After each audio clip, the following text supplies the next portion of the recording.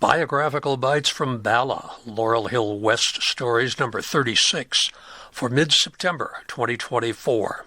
George, Edwin, and William Vare, the Dukes of South Philadelphia.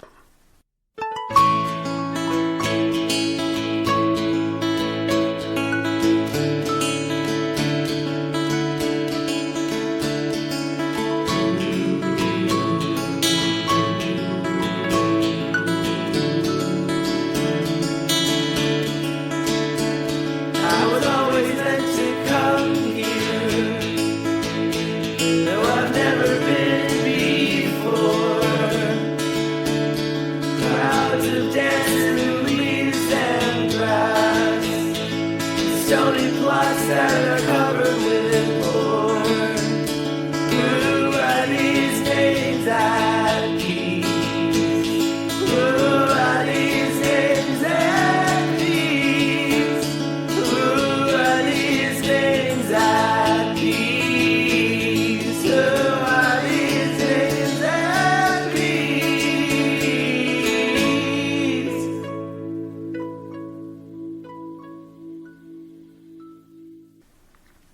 Welcome to the 36th episode of Biographical Bytes from Bala, Laurel Hill West Stories, an active and historic cemetery in Bala, Pennsylvania. I am Dr. Joe Lex, retired professor of emergency medicine from Temple University, volunteer tour guide, and volunteer podcaster. I am recording this in early September of 2024.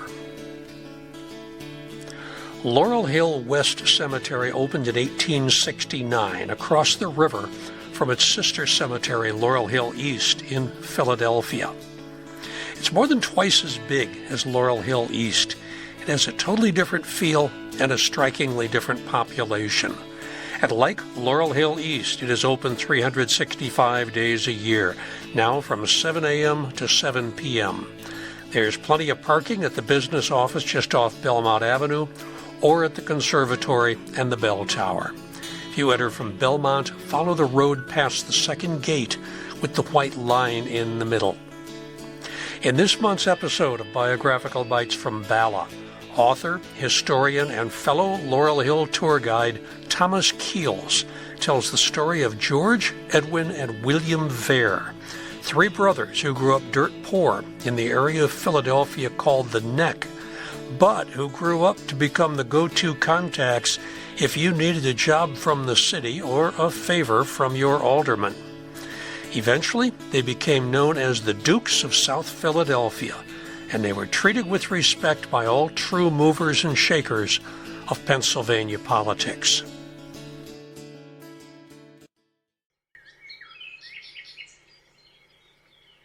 Today, George and William Vare repose within elegant mausoleums in Laurel Hill Cemetery West, while their brother Edwin rests beneath a dignified monument nearby. All three brothers began life as poor farm boys, tending pigs and peddling produce in the swamps of South Philadelphia. They ended their lives as wealthy contractors and Republican bosses, enjoying luxurious country estates and spacious beach houses. Known as the Dukes of South Philadelphia, the three brothers pyramided a trash-collecting concession into a political dynasty, controlling the Quaker City during the early 20th century. William Scott Vare, the baby of the family called Our Bill by his adoring older brothers, ran Philadelphia with an iron fist during the 1920s, earning a reputation as the American Mussolini. Yet the Vare name is virtually unknown in the Philadelphia of 2024. George, born in 1859, Ed, born in 1862, and Bill, born in 1867, were the three youngest sons of Augustus and Abigail Vare. The Vares raised pigs, produce, and 10 children at what is now the corner of 4th Street and Snyder Avenue in South Philadelphia. At the time, the Vare farm stood in the open country in a district called the Neck. The Neck was the most remote, impoverished, and sodden section of the city, a desolate landscape of meadows and marshes interspersed with isolated farms and hamlets. One journalist wrote that the neck was, quote, celebrated for its cabbages, its pigs, its dogs, its dykes, its reed birds, its inhabitants, and above all for its smells. None of the three Vare boys received more than a grade school education. George and Ed eked out a livelihood selling produce grown on the family farm. After their father Augustus was killed by a runaway horse in 1878, Bill left school and went to work at the age of 11. He was hired as a cash boy at John Wanamaker's Grand Depot at $1.50 a week. In the days before cash registers and credit cards, a cash boy ferried customers' money from the sales counter to the cashier's cage at the center of the store and brought back change as quickly as possible. A large emporium like the Grand Depot employed dozens of cash boys. Founded by mercantile pioneer John Wanamaker in 1876, the Grand Depot was Philadelphia's first prototypical department store. It boasted 40 departments and over 100 counters spread across a 2-acre sales floor. All were housed in a vast barn-like structure that had served as a railroad depot before Wanamaker transformed it into a Turkish palace directly across from where the new city hall was under construction. During a typical workday, Bill Vare probably covered several miles, dashing between counters and the cashier's cage, in addition to the 7 miles he walked between home and work, saving 2 nickels on the horse car. Bill worked for the Grand Depot for 3 years, before quitting because, he wrote later, the manager wouldn't let me off to see the parade of the New Year's shooters.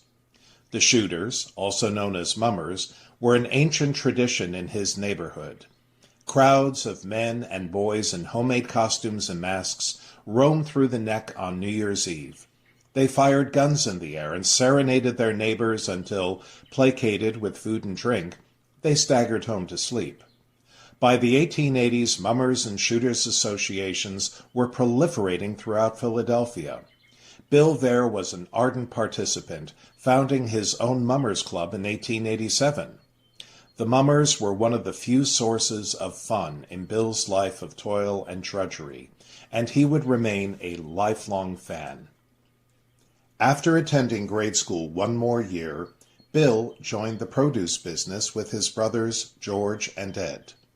The 3 young men convinced their mother to invest in a horse and cart, and traveled through South Philadelphia selling fruits and vegetables. They were hucksters, itinerant produce peddlers who announced their presence by crying out their wares and prices. Bill was the junior partner, doing much of the labor while his older brothers, more jocular and outgoing than the taciturn Bill, provided the patter and managed the sales. Thanks to George and Ed Vare's entrepreneurship, the business prospered. During this time, the Vares, especially the 2 younger brothers, Ed and Bill, formed a tight bond that would last for the rest of their lives.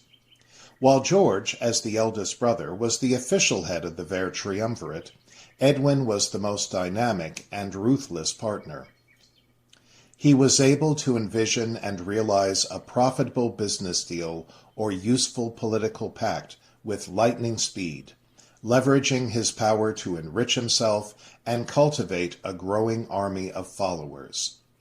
In 1883, 21-year-old Ed obtained a small city contract for collecting ashes and trash in South Philadelphia. The following year, he was awarded a larger contract for garbage collection and street cleaning.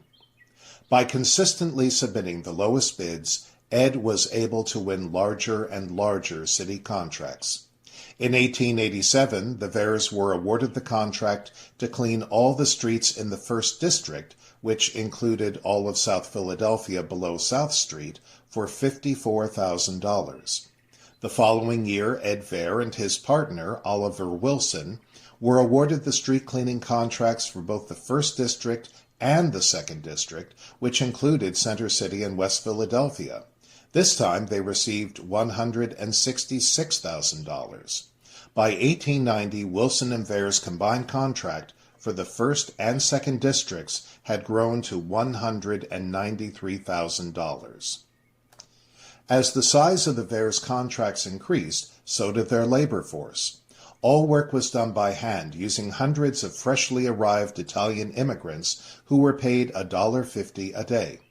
In 1890, Wilson and Vare triggered a riot among their workers by trying to reduce the daily wage from $1.50 to $1.25. To avoid a general strike, the Vares finally agreed to restore the daily wage to $1.50. Between 1888 and 1895, the firm of Wilson and Vare was awarded 17 municipal contracts for garbage disposal and street cleaning with an estimated total value of over $1 million. This marked the birth of a family financial empire that would eventually control tens of millions of dollars in city contracts. It was also the beginning of a long and contentious relationship between the Vares and City Hall. Both Ed and George were penalized regularly for billing the city for work that either hadn't been done or had been done sloppily. But the Vares always paid their required fines and climbed back into the city's good graces, ensuring that their names were removed from the list of banned contractors.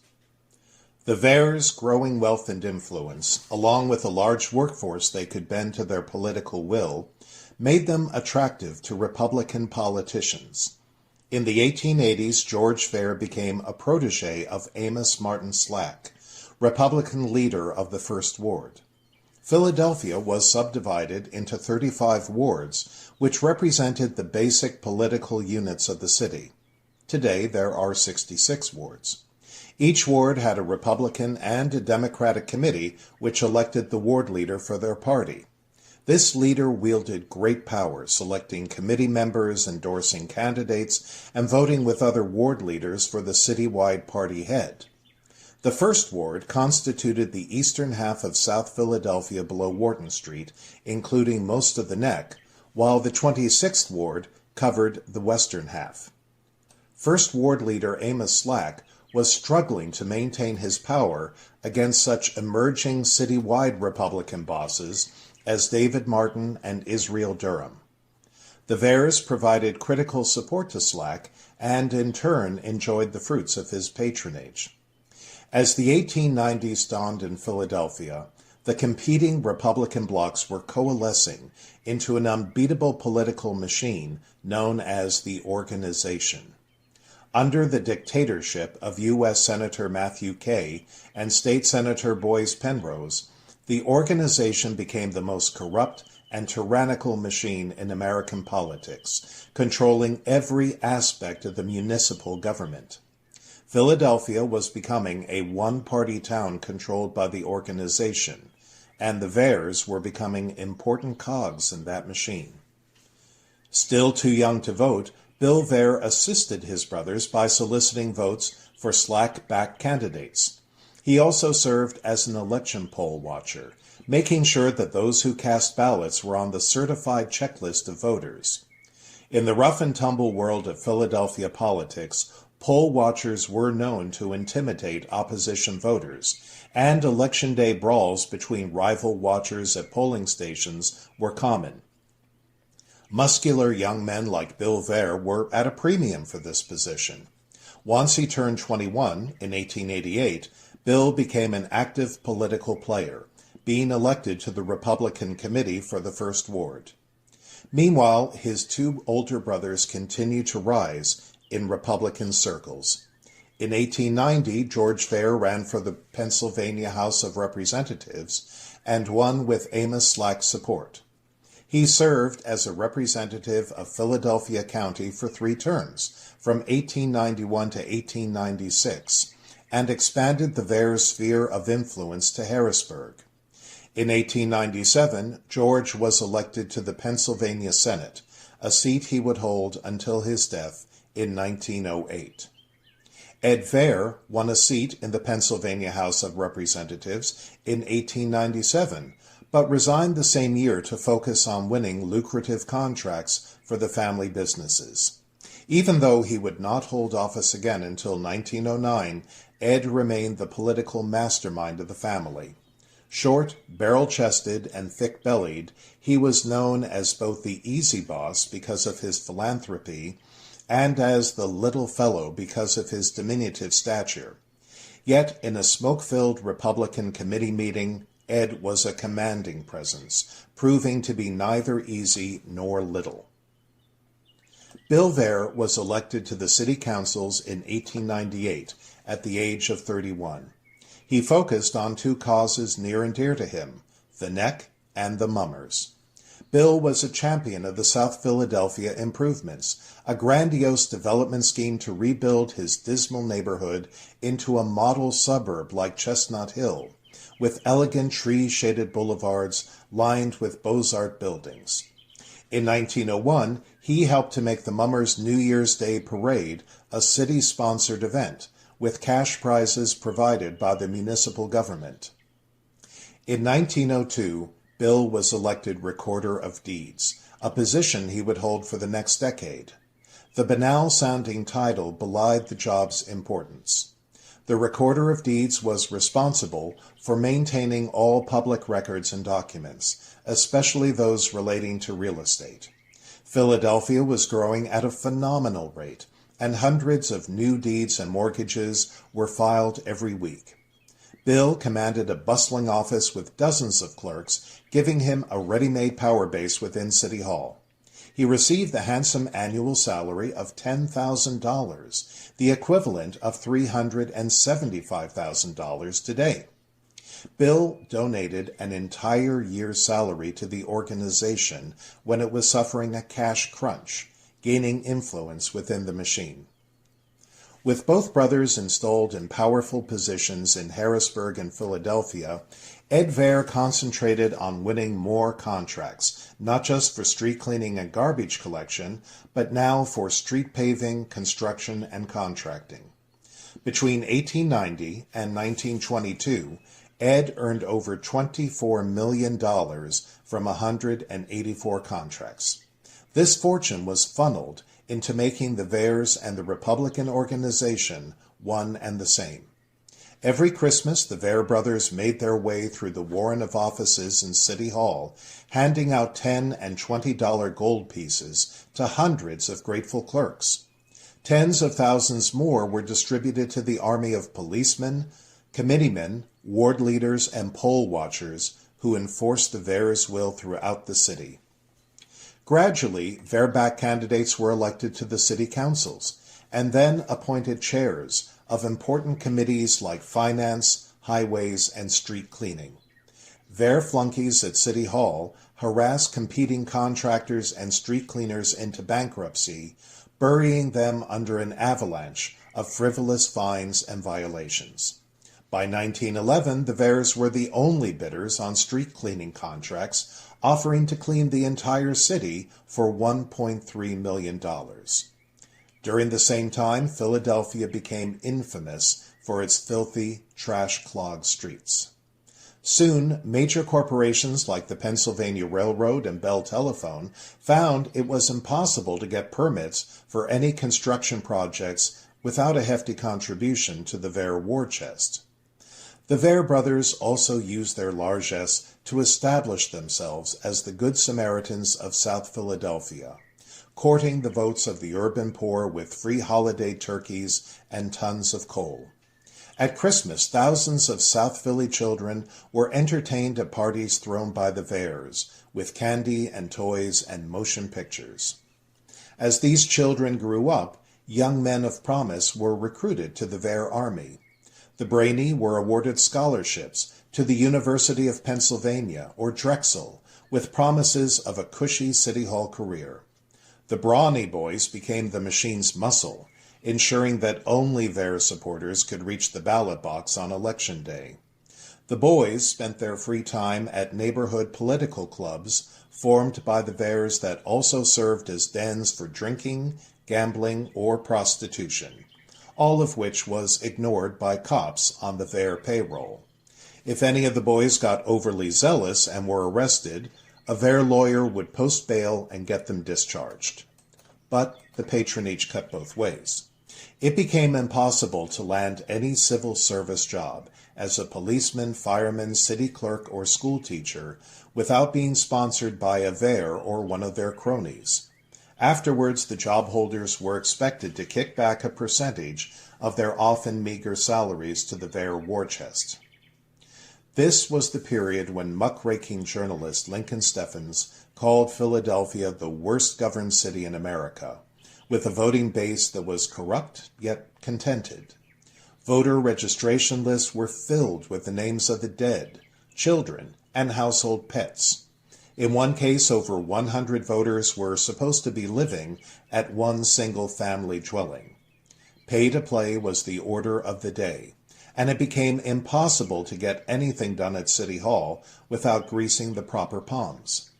As the organization tightened its grip, the percentage of Democratic voters in Philadelphia shrank from 39% to less than 5%.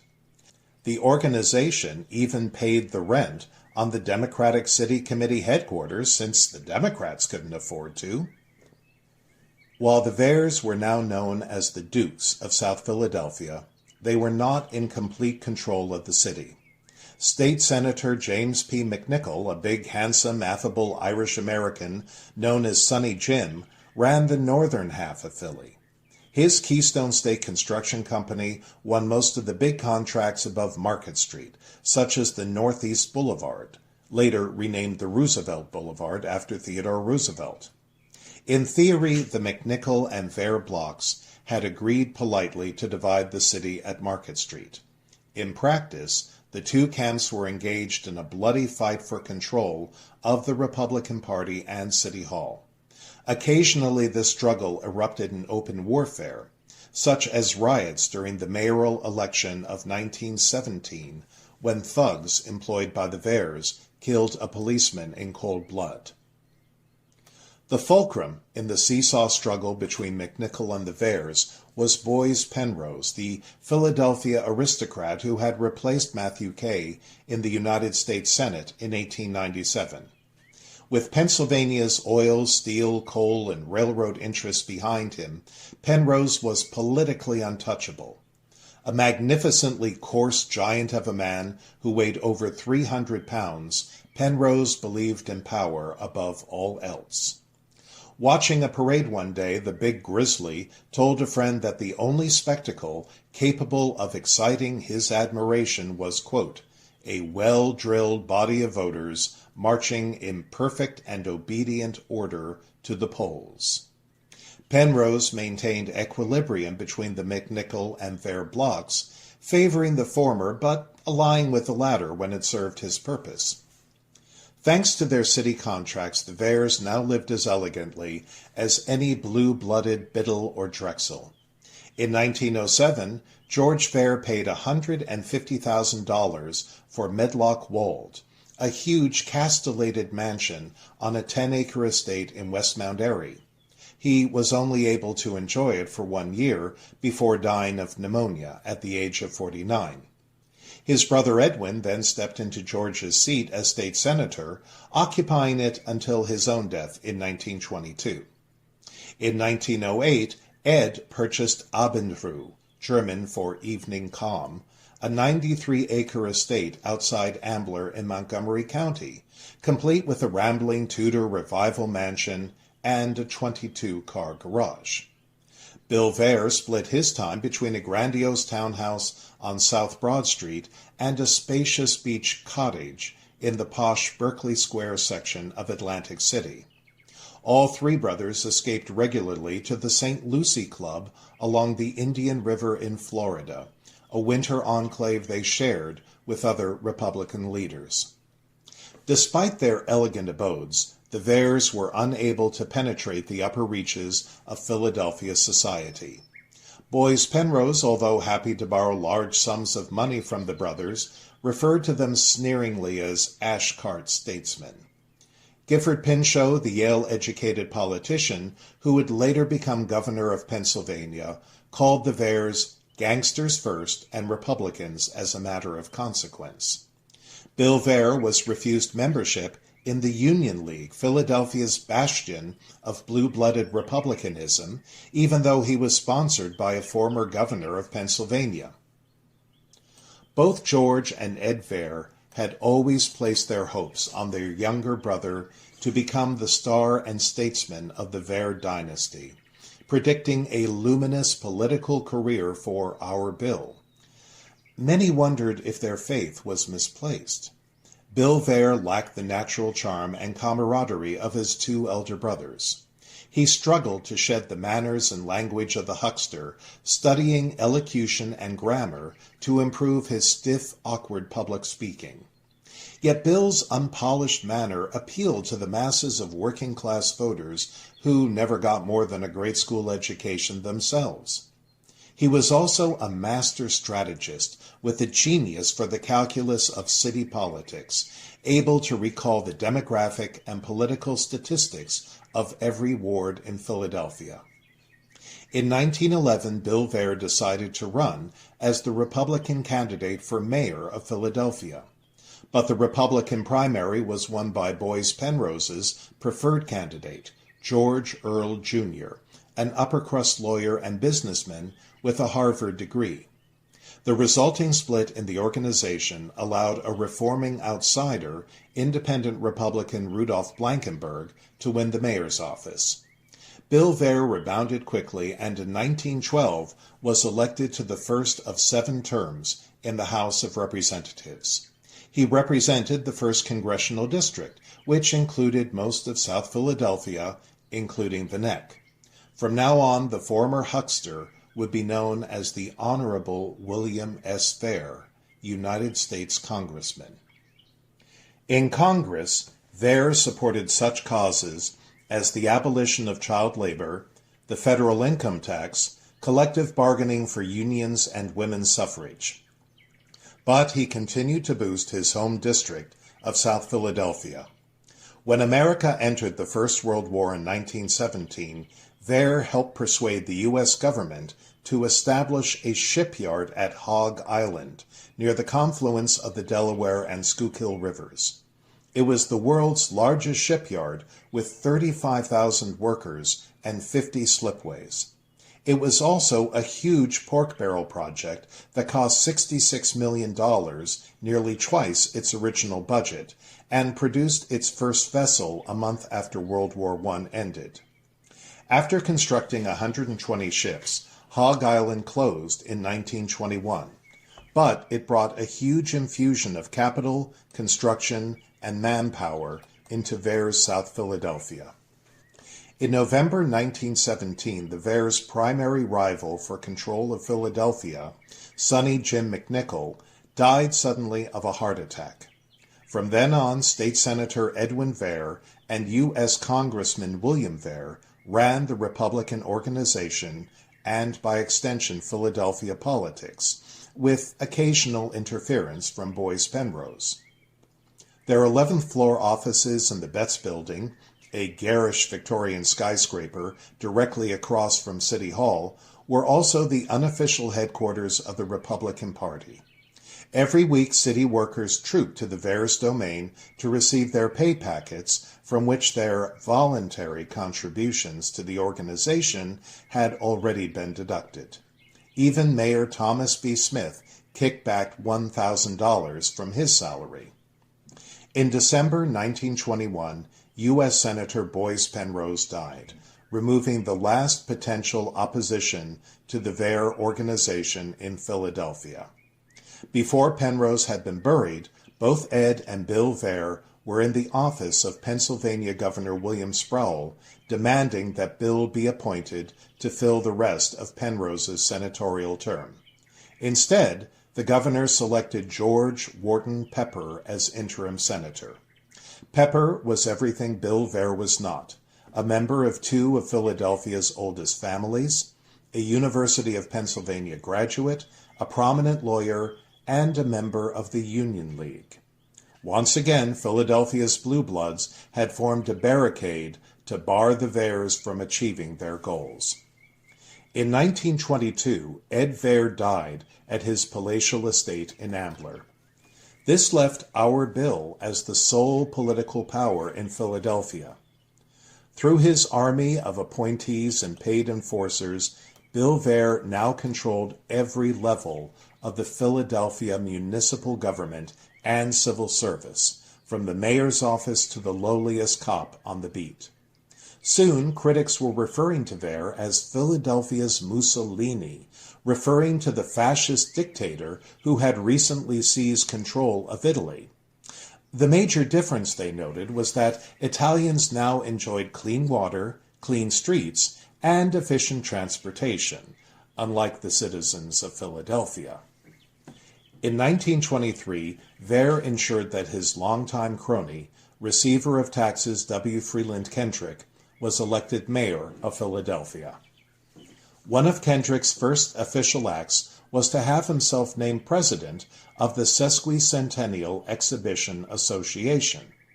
The SCEA was in charge of staging Philadelphia's Second World's Fair in 1926 to mark the 150th anniversary of the Declaration of Independence.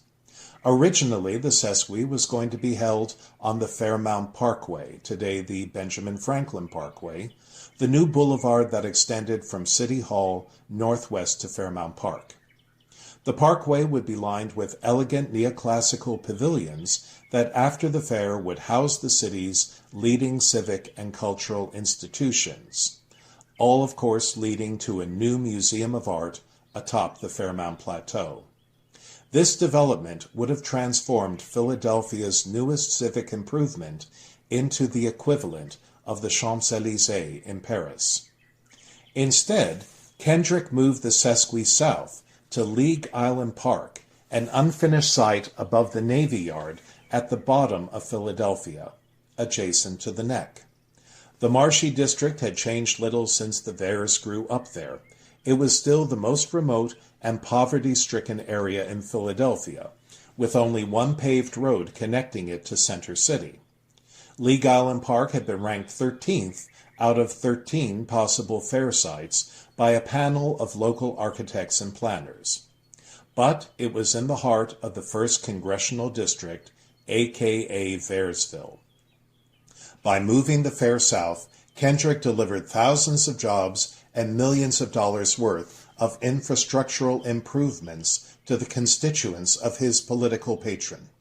Kendrick also made sure Vare's constructing and contracting businesses received over $1 million in Sesqui contracts. Unfortunately, the move condemned the Sesquicentennial to certain failure.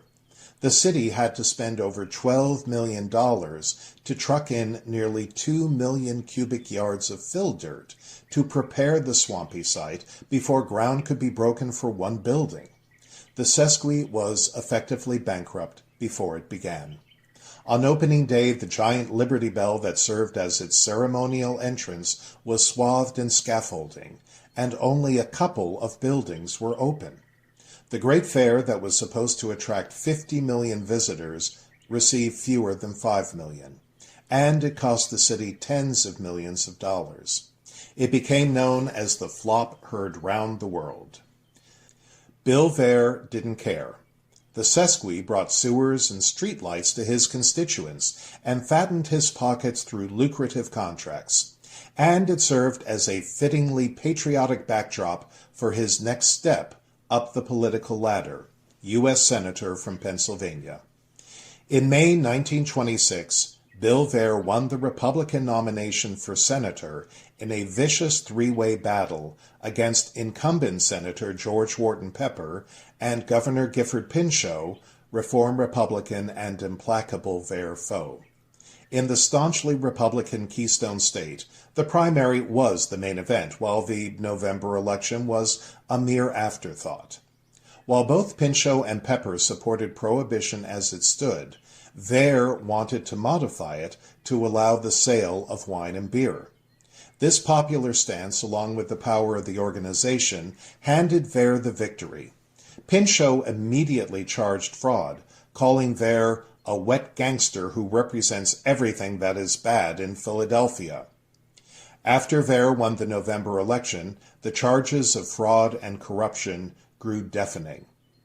When Senator-elect William S. Vare presented his credentials to the 70th Congress in 1927, the documents were refused, and he was prevented from entering the U.S. Senate. Two separate congressional investigations found that Vare's campaign spending had violated government guidelines, and that his campaign was marred by widespread voter fraud and coercion, including thousands of fake ballots. On August 1, 1928, Bill Vare, who had begun to smoke and drink to excess, suffered a severe cerebral hemorrhage that left him paralyzed on his left side. Although he was not expected to survive the stroke, the tough kid from South Philly fought back. 37 months after winning the election as junior senator from Pennsylvania, Bill Vare appeared on the Senate floor on December 4, 1929, to plead his case. His face was flushed a dark red, the left side of his mouth drooped, and he clutched a cane in his right hand as he gave a 20-minute speech begging the Senate to acknowledge his election. His plea fell on deaf ears. 2 days later, the Senate voted to oust him 58-22. The governor of Pennsylvania appointed another machine politician to fill the senatorial seat, and Vare returned to Philadelphia to lick his wounds. For the next 3 years, the discredited Vare struggled to retain control over an increasingly fractious Republican organization.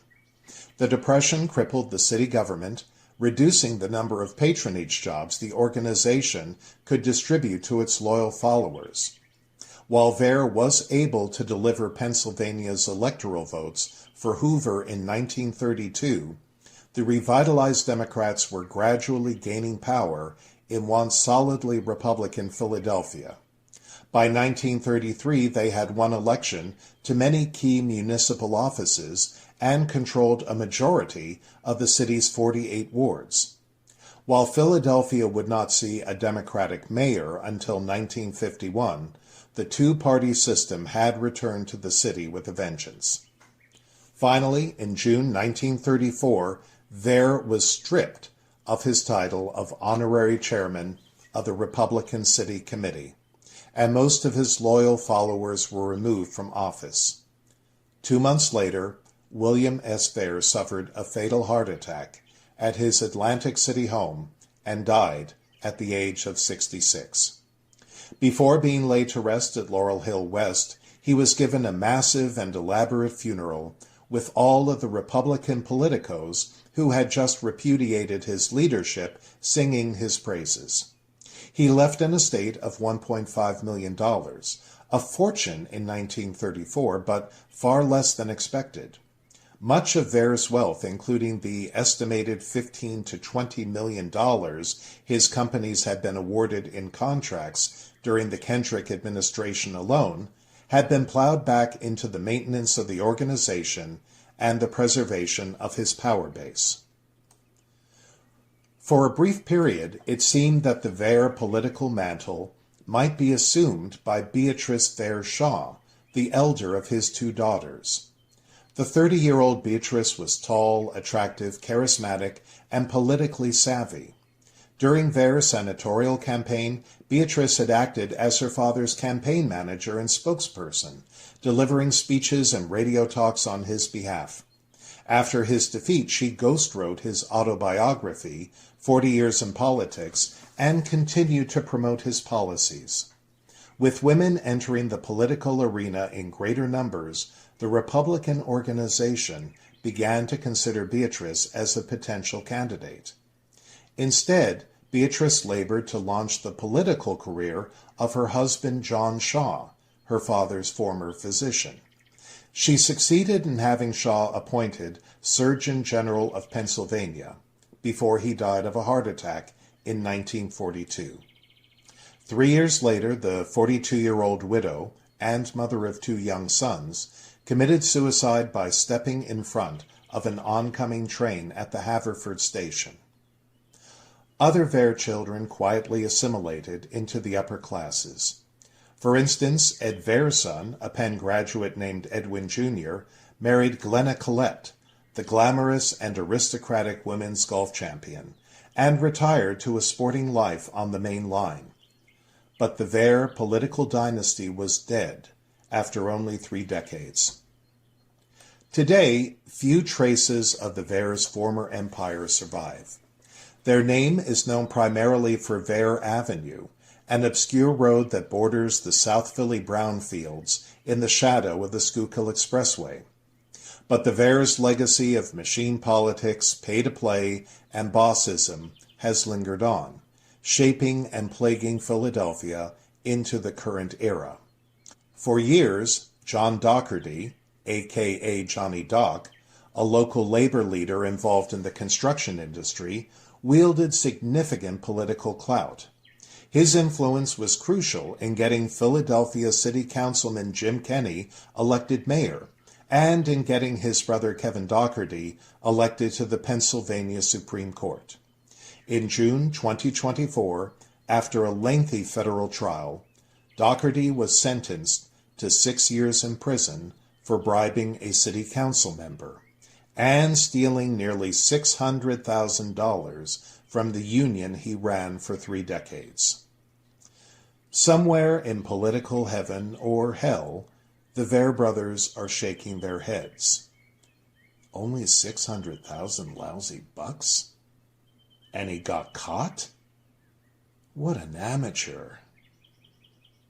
This is Thomas Keels for Biographical Bytes from Bala.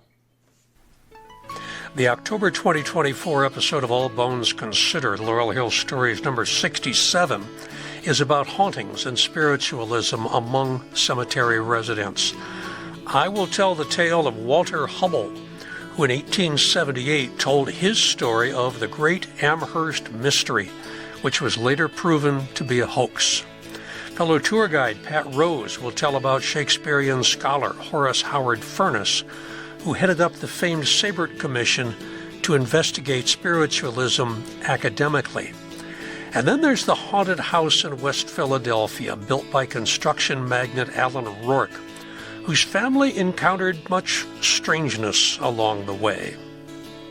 In Biographical Bytes from Bala, Laurel Hill West Stories, episode number 36, I will talk about Lieutenant John Trout Grebel, the first graduate of the U.S. Military Academy of West Point to be killed during the Civil War. Surprisingly, Grebel is interred at Laurel Hill West. For activities and tours, go to the website www.laurelhillphl.com/events. All Bones Considered and Biographical Bytes from Bala are mostly researched, written, narrated, and produced by me, Joe Lex, retired professor of emergency medicine from Temple University, volunteer tour guide, and podcaster for both cemeteries. Reach me through my email, jrlexjr1947@gmail.com. The theme song, Names at Peace, is by local artist James Harrow. Maybe I'll see you on a tour. Stay safe, stay well.